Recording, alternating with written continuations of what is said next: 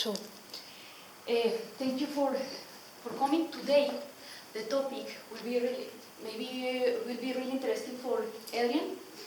It's the topic of what you women and climate change. So I'm going to give you a brief introduction into the Wayuu culture. How is the community constructed? How is their territory?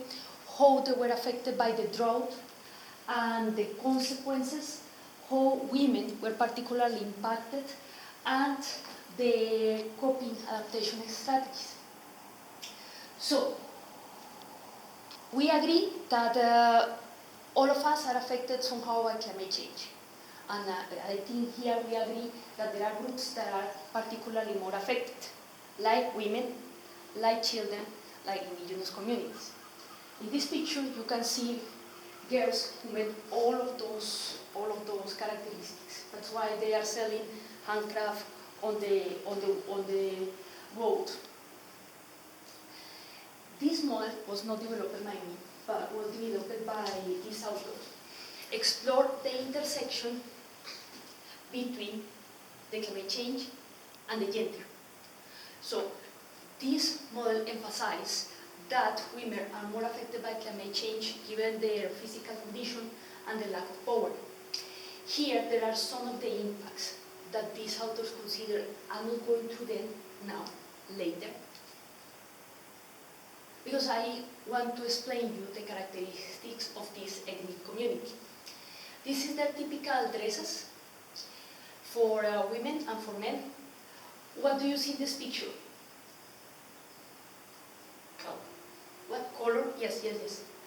They are gender-wise. Women are more dressed than men. Yes, but then more women. Only one guy. And that's why the reason is that this is a matriarchal society. So it's in this case, when a guy marries one of those girls, the guy belongs to the family, start belonging to the family of the girl. They are organized in clans, and the maximum authority is the maternal uncle. So, children belongs to the clan of the mother. So, and if there is a problem with the children, it's a decision between the mother and the uncles.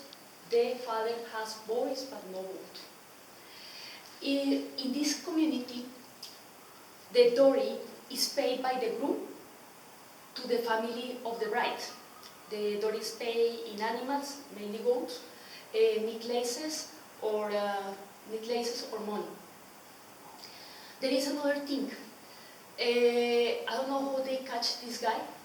Maybe they break him. Men are never during daylight. They leave very early and come back during the night. They are mainly shepherds, they are mainly fishers. They have, now I remember, they have their own law. So any problem between them is solved by a mediator that is called palabrero. And usually offenses are solved through agreements in which there are transactions. Now, this is the spatial distribution of the indigenous communities in Colombia. Wayuu are located in the north. They represented 20% of the indigenous community the indigenous population in Colombia is the largest. And the territory fall between Colombia and Venezuela. That's why they have the two citizenships. Now, please don't think that they are a compact community or they are living in reservations, nothing like that. Their settlements are dispersed or scattered among this territory in settlements that are called rancherias. So they are settlements that are made of 3-4 houses, and those houses, something like you have one house here, another house here. That's the houses and a grave. They have usually a grave when there are the relatives. So they are not really big. One clan lives in one settlement. Here is one of the houses. Here is one of the maybe they use as a kitchen. They are used for for meeting together. And this is from the far, where it looks a rancheria or a settlement. Now, I would like to ask you, what do you think about the landscape? Semi-arid?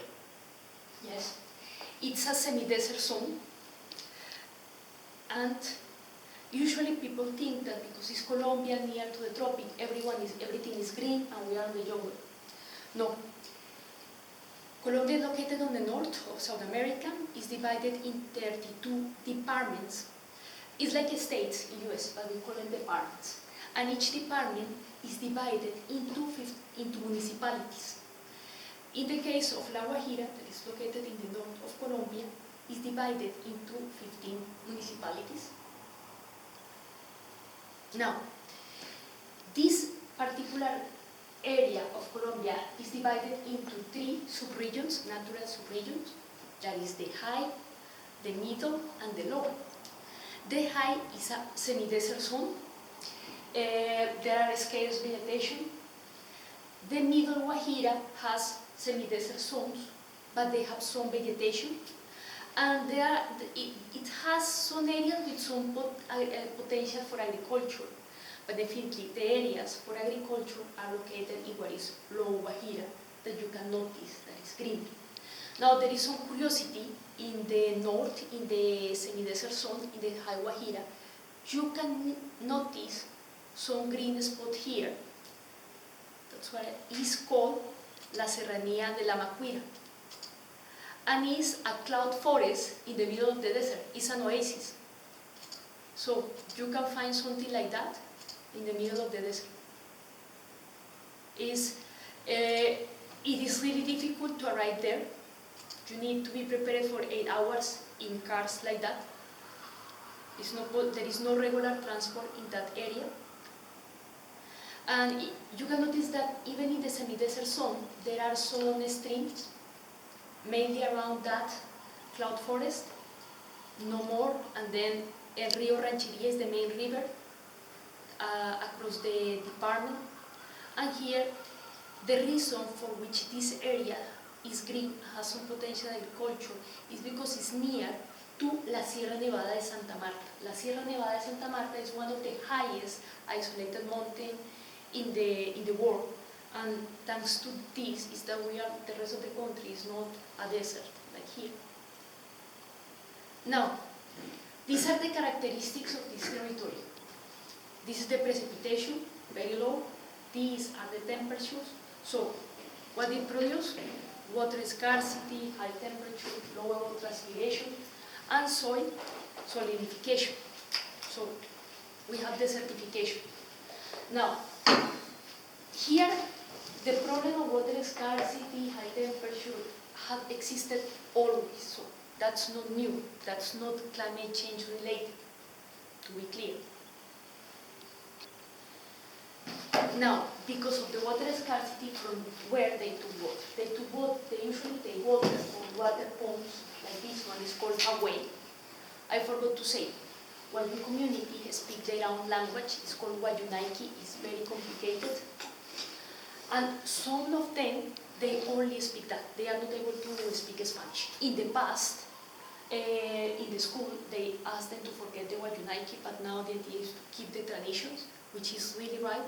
The problem is people who are more isolated, they really don't speak and not able to interact in Spanish. So from this water reservoir, it's not only for human consumption, also animals go to drink there. Now, what they also have is wells from where they can extract groundwater. It's expensive. You need to count with at least, I would say 10,000 pounds, between 10,000 pounds and 8,000 pounds to drill one of them. So not everyone had access to that. In 1957, one government created some means to extract water, but they were not maintained. Now, what happened? In Colombia, we have El Niño y La Niña. I don't know for other regions, but in Colombia, Niño means strong and La Niña means flood. I think in other regions it's the opposite, but at least in Colombia it's like that. So between 2012 and 2026, there were some municipalities in which there was no a drop of rain in 3 years. Then situation start getting complicated, even for those you can see how the precipitation fall, even for those who are already used to water scarcity. And the highways start to look like that. And the soil start to look like that. And the problem is a phenomenon start to be visible for the rest of the country, that is the child mortality. Most of these children die in La Guajira. Here, sorry, it's in Spanish. Colombia is divided in 5 natural regions. Here one is missing, is the Caribbean, the East, the Central, the Pacific, and Amazonia, but it's not there. So what they do is compare the child mortality between the other natural regions in Colombia, the capital, and La Guajira. As it happened in most vulnerable areas, there is not so much availability of data. That's why I think only from 2005 they start to take in data about child mortality. That's why you see this. And it continues increasing opposite to the tendency of the rest of the country. This graph is only for La Guajira. So here you can see the 15 municipalities. Again, I assume there was no so much data, and they interpolate data. That's why it disappeared like that. So these are the 15 municipalities. These 2 municipalities with the highest mortality rate are Manaure and Uribia.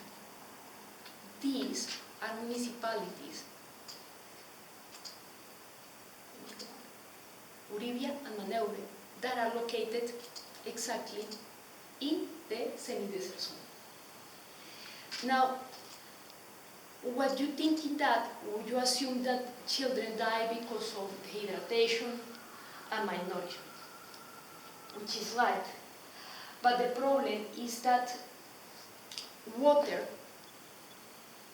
is still supplied. I'm gonna show you ahead how. Then I decided that the idea is to determine which was the determinant variable for the child mortality rate. Of course, I was expecting no water supply system. Yes, here you can see many of those are usually variables that you consider for assessment of social vulnerability. So I collect the data, I normalize the data because you can imagine that it comes in different units. I did a correlation analysis, I did a stepwise regression analysis, and then at the end, what I noticed, what I appeared in the analysis is that the variable that seems to be really determinant are the income, the age, and the age of population. The presence of population older than 65 years old, and of course, the presence of population younger than 5 years old. This one I can understand, low income, less access to food, to purchase food. Population older than 65, I am still thinking that maybe the presence of elderly in some societies, when there is a meal, the highest portion don't go for children or for women, it must be they go to the men, yes, maybe that's why, and usually elderly population are usually respected in indigenous communities. And of course, population younger than 5 years old, that is the population that we are investigating, so that's not a surprise. Now, why income is determinant when they have access to, they have goats, they have their animals, they have crops, yes, but the problem is with the drought, crops are gone, goats sometimes need to be eaten when there is no any other source of food, or sell it, or use it for dowries. But you know, the situation could be, this situation, it was also manageable in the past, but what happened? Then I told you at the beginning that Wayuu community has two nationalities, Colombian and Venezuelan, so they were able to move freely. And in the past, I'm talking about 30 years ago, Venezuela has a great economical situation. It was the boom of the oil. And all those products, domestic products, were subsidized and they have grants from the government. They were really cheap. So what they do, the Wayuu, is when there was a drought, those who used to fish, they travel to Venezuela, bought some products and sell them in Colombia in a cheaper price, so they make money like that. Others goes to the city to work in construction. Unfortunately, this option was gone when the government start to have problems with the shortage because of bad management of the economy. So there was a start in Venezuela, there was a shortage of domestic products, even the basic ones. So that option was gone. And that situation of Venezuela also created another problem, that is immigration, because the economic situation in Venezuela was so bad, people start to migrate to everywhere. Of course, the nearest country is Colombia, so those in a accommodated position migrate to Mexico, US, other countries, but the poorest one moved to Venezuela. And the Wayúus, who used to live in Venezuela, go back to Colombia, and they represent not only another, maybe there is a better word for that, another burden for the ecosystem, yes, but they also claim rights, property rights, in the rancheria. So this one I try to represent as a grape, yes. In the Wayuu culture, when any of your relatives is buried in the cemetery of the rancheria, of the settlement, you have right to live around. And while Colombian Wayúus were not prepared for that, they have presented, but they were not exactly happy.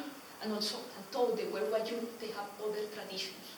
They just made camps with cardboard and plastic, while the Wayuu, they have their traditional houses. It was a cultural clash. It was really difficult for them to adapt that migration. And there is another point.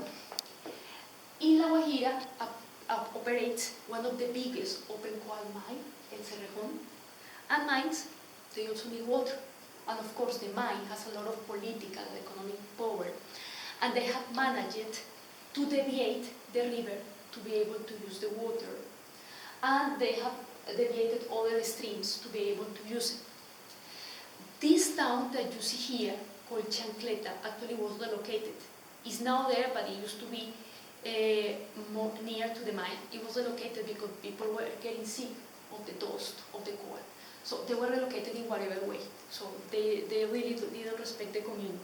Their livelihood was totally broken, but people still live there and get some support, economical support of the mine. But now we have a dam, that I will say a dam, El Cercado. Its construction started in 1983, and it was to solve the problem of water scarcity. But what was the problem?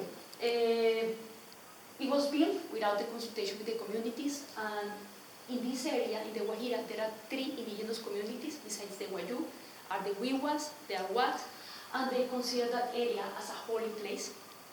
It's supposed that they need to, during the construction, they have already some floods that put in risk the population. They reduce the flow of the river, affecting people living in the middle and in the low area of the river. And actually, it hasn't supplied water for any municipality yet. So it is mainly used to supply water to crops, yes, but so far hasn't bring water to any town. And the quality of the water has been affected by the cercanee to the coal mine. So it's removed the water from the population who take it from the river, and it didn't supply any water. And sometimes when there are floods, because during La Niña, it gets the level of the water, it's dangerous. So they sometimes have to open the doors to avoid a tragedy. So it's have been useless. So what do the government do? El Cercado could maybe supply water for this area when it's where it's less needed, yes. But it is impossible to bring waters to the High Guajira. So the government has an army of water tanks that brings water to the rancherias, to the settlements in the area.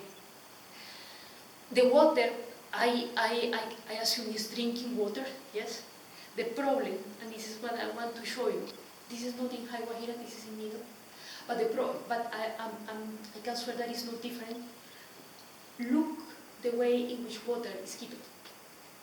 So, that is not the best way to keep water or drinking water. And I doubt that, that they are able to boil the water anytime that they prepare food. So, kids, usually what they get sick is with acute diarrhea, because the water with what they prepare the food is not really drinking water anymore. And the problem is most of the time they don't know how to treat that, so they stop feeding the children to avoid that the diarrhea, to make that the diarrhea stop, and we know that that's not the way. Usually, when they bring the children to the healthcare facilities in the capital after 8 hours traveling, they are in really bad condition. So, and that's not a problem. Hardly you can find a physician who speaks Wayunaiki. Even there are some physicians that are Wayu, they don't speak Wayunaiki, so talking to the mother is really difficult. So they stabilize the kid, but then they take them away to the settlement, and the story is repeated in a loop. So that's why I left this for the last. So displacement, how these effects of climate change with aggravated factors like the political situation and the poverty and the economic situation impact women. Well, displacement, not really. Wayuu and indigenous communities in general are too attached to the land, so they are not going to move anywhere. Education is very poor. You can find there are very poor schools, especially in High Guajira. Food and water scarcity, definitely.